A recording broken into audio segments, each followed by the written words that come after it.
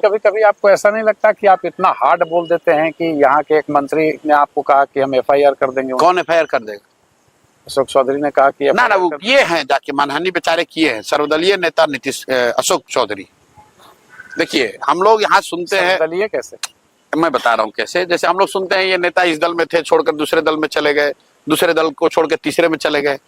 अशोक चौधरी इन सब से ऊपर है। उन्होंने इतना दिमाग लगाया कि एट ए टाइम हम सब दल में रहेंगे। तो उनके पिताजी कांग्रेस में, ये खुद जदयू में, बेटी लोजपा में, दामाद आरएसएस भाजपा में, और अब कोई हमने बताया भाई एक आरजेडी बचा है, उसमें कोई भगिनी भतीजा बेटा भाई किसी को डाल दो। तो इसलिए मैंने कहा ये सर्वदलीय नेता है, किसी भी दल को वोट दोगे इसी को जाएगा। जैसे हम लोग कहते हैं ना भोजपुरी में कि घी चाहे दाल में गिरे भात में गिरेगा थाली में ही। तो अशोक चौधरी सर्वदलीय नेता है। हमने कहा कि हर जगह ये चर्चा है कि इन्होंने अपने बेटी का टिकट खरीदा है,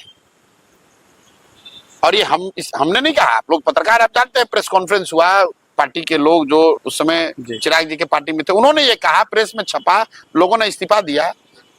तो ये आदमी कहा कि हम जाके इनको प्रशांत किशोर पर मानहानि करेंगे, तो जा कर दो भाई। अभी दिलीप जायसवाल ने, आपने सुना होगा, कहा कि हम प्रशांत किशोर पर साइबर थाना में केस किए हैं जी।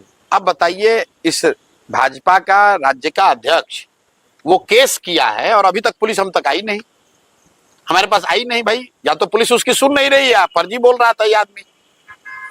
अगर दिलीप जायसवाल ने केस किया है कि मैं साइबर क्राइम कर रहा हूं जी, तो साइबर क्राइम वाले अफसर क्या उसकी बात सुन नहीं रहे हैं, या दिलीप जायसवाल ने सबको बेवकूफ बनाया? तो प्रशांत किशोर इस तरह की गिदड़ भपकी से डरने वाले नहीं है। प्रशांत किशोर यहाँ बालू माफिया नहीं है, शराब का धंधा नहीं करते हैं, किसी से 1 रुपया नहीं लिए हैं, किसी सरकारी पद पर नहीं है, बड़े बाप के लड़के नहीं हैं जी। अपनी मेहनत से, अपनी हुनर से, अपने परिश्रम से जो कुछ भी कर सकते हैं वो कर रहे हैं जी। और ये चोर चुहड़े जितने नेता हैं, लुटेरे मंत्री सब, उगाही मंत्री जी, इनकी हिम्मत नहीं कि हमको डरा सकें।